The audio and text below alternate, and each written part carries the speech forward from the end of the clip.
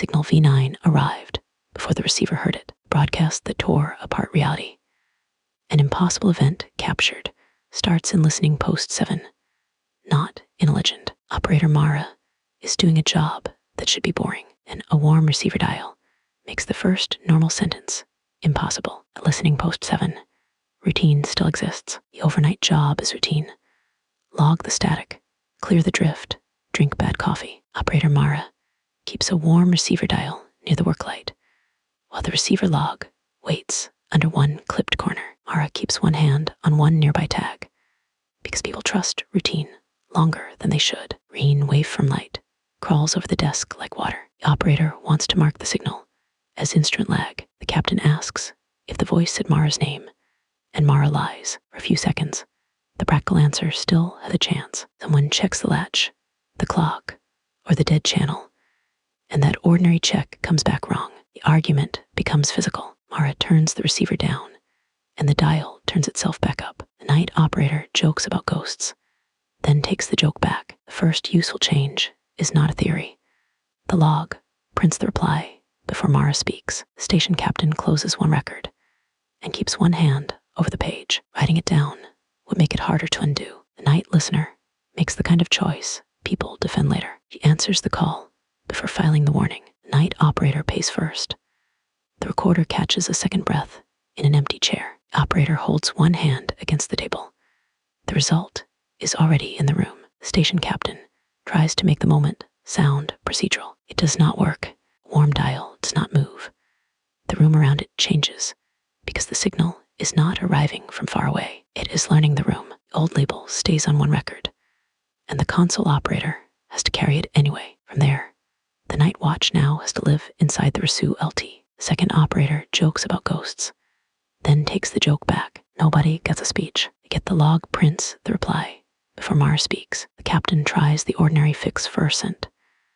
It is a good instinct, and it fails in a visible way. The late operator jokes about ghosts, then takes the joke back. The failed fix leaves the receiver log more dangerous than receiver dial. After the argument, Mara counts the lamps still working above the console. The receiver lamp holds. The tape lamp holds. The person beside it does not. The station chief steps back, then stops pretending the setback is only procedural. The operator sets one log sheet beside the receiver. Green light crosses the timestamp. Watch captain lowers both hands before the waveform changes again. By contrast, the operator watches the pencil roll toward the speaker. The magnetic tape vault looks manageable at first. The vault has numbered reels, dry air, and a sign about clean hands. A torn magnetic strip stays on the table, close to the tape archivist, while the tape transcript sits beside the nearest hand. The tape archivist checks one name under the lamp.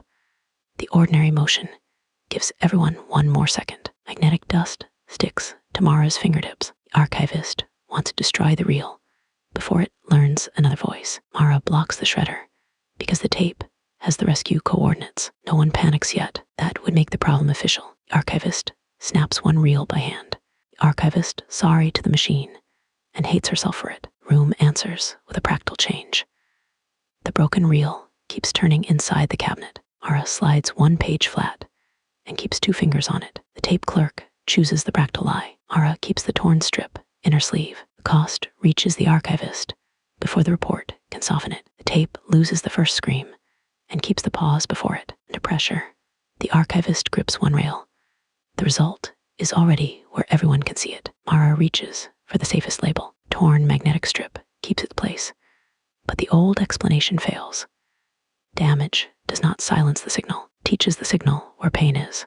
The old word stays on the page, and the reel keeper has to walk it forward. Vault clerk tries to undo the harm by returning to ordinary procedure. The procedure refuses to help. Past midnight, the tape transcript records the cost anyway.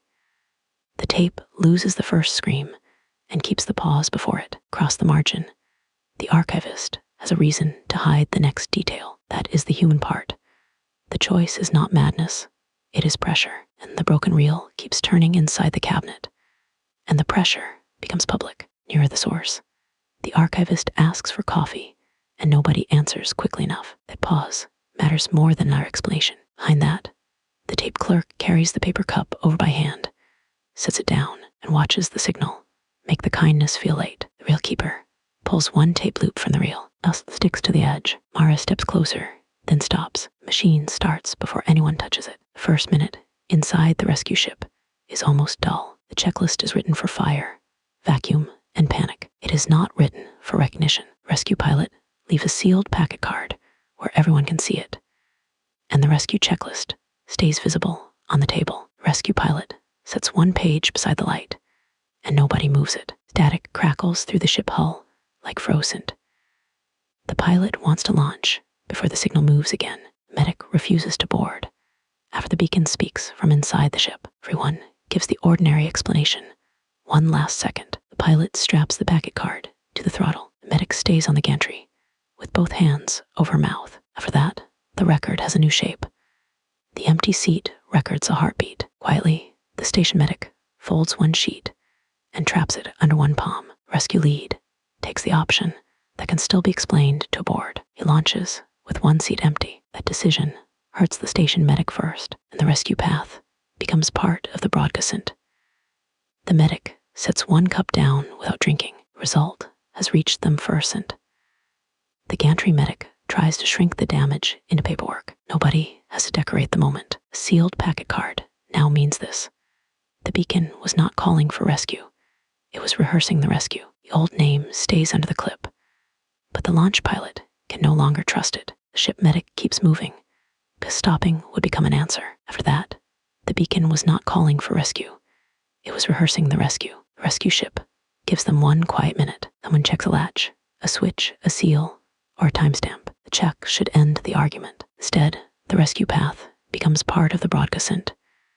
The mistake is practical. The empty seat pilot flips the breaker before the tape finishes. The post medic notices, reaches for the switch, and leaves their hand there too long. The medic grips the console with both hands. Static crawls under the switch plate. The pilot cuts one breaker, and the room stays lit. The gantry medic reads the dark panel twice. The antenna field gives them a normal surface to hold on to. The field is all bolts, ladders, red mud, and wind. The antenna report rests where nobody can pretend not to see it, while the relay technician keeps one hand near a cracked antenna fuse.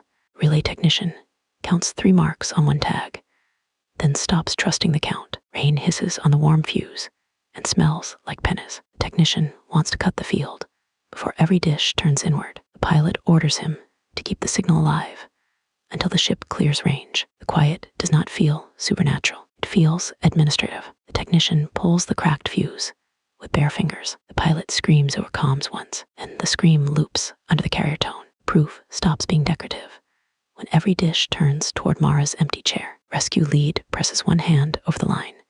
Nobody wants read aloud. Relay tech picks the answer that protects procedure first, and he kills the exterior relay and traps the signal in the station. The result is immediate for the launch pilot. The antenna report points at the room instead of the sky. The empty seat pilot puts one palm on the glass.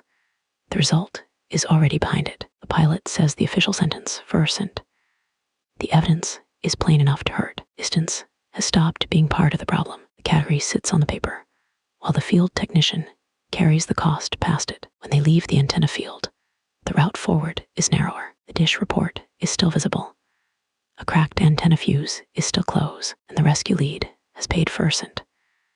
The launch pilot understands the cost before the senior people do. Nobody calls it revelation. They are too busy deciding who has to touch an antenna fuse next. Nobody has a speech ready. The empty seat pilot untangles one headset cord and keeps looking at the floor. Field tech lowers their voice because quiet is easier to survive than certainty. The technician pushes one paper cup across the desk. The pilot does not drink. Headset slides when the receiver wore MS. The rescue lead answers with a mouth that will not stay dry. Nothing in the acoustic booth announces itself as history. The booth door is padded, heavy, and supposed to make silence measurable. A dead headset remains the only thing nobody wants to move, while the breath isolation file lies flat in the working light. The post lead steadies one hand on the desk. Routine holds for another breath. The foam smells of dust, sweat, and old electricity. The captain wants to prove Mara is contaminating the sample.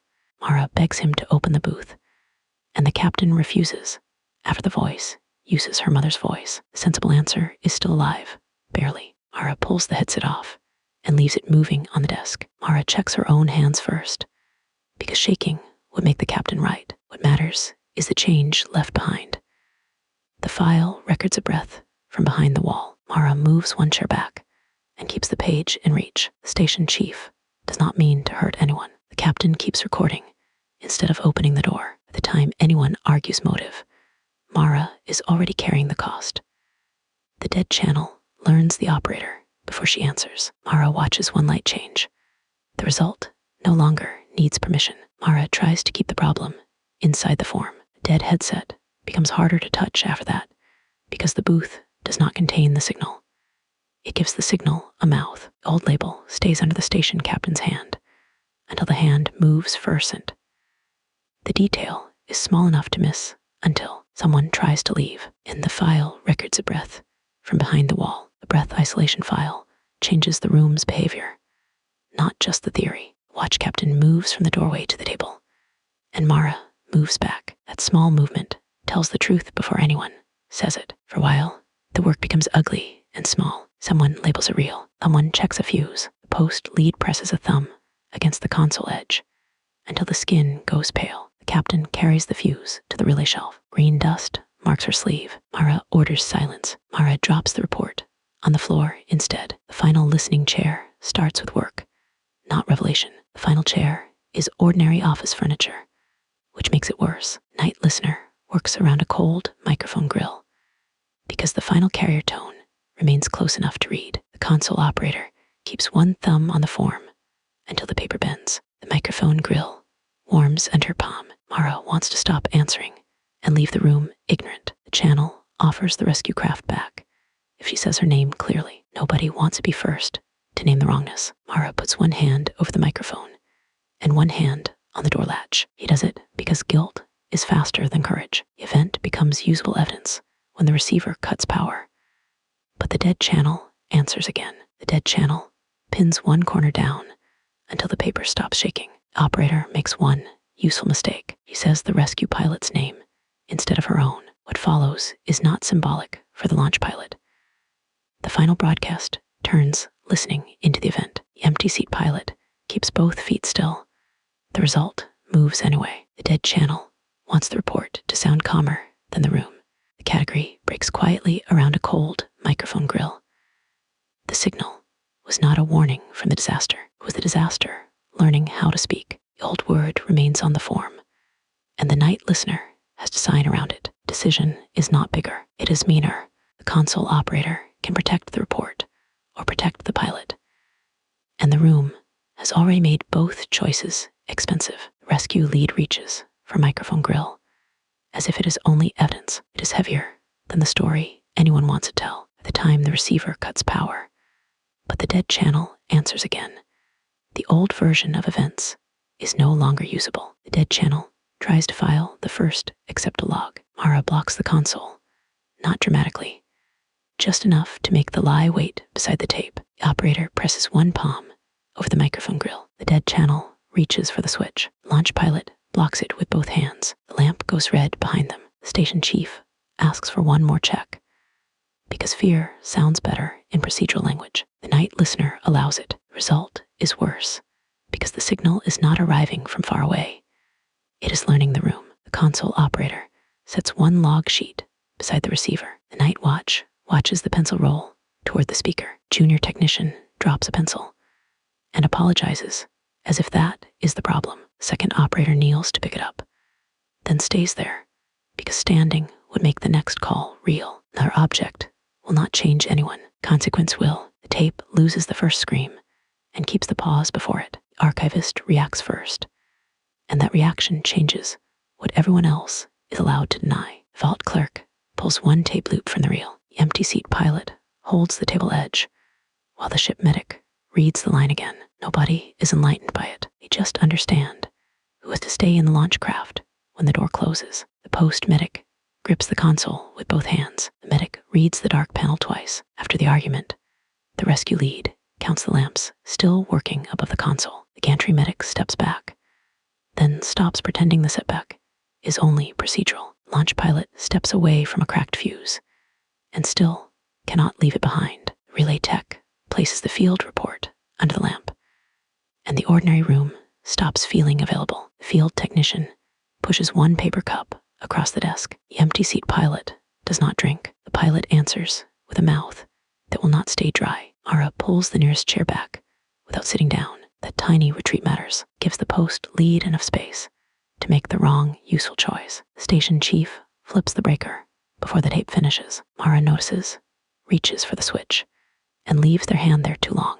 Mara opens the folder, closes it, and opens it again. The second look is worse because the receiver cuts power, but the dead channel answers again. Rescue lead blocks it with both hands. Late operator touches a dial with 2 fingers, then wipes those fingers on their sleeve. The gesture is small. It is also the first honest vote in the room. The night listener sets one log sheet beside the receiver. The console operator presses a thumb against the console edge until the skin goes pale. The final image is simple. Mara remains in the final listening chair with a cold grill close enough to touch. The signal was not a warning from the disaster.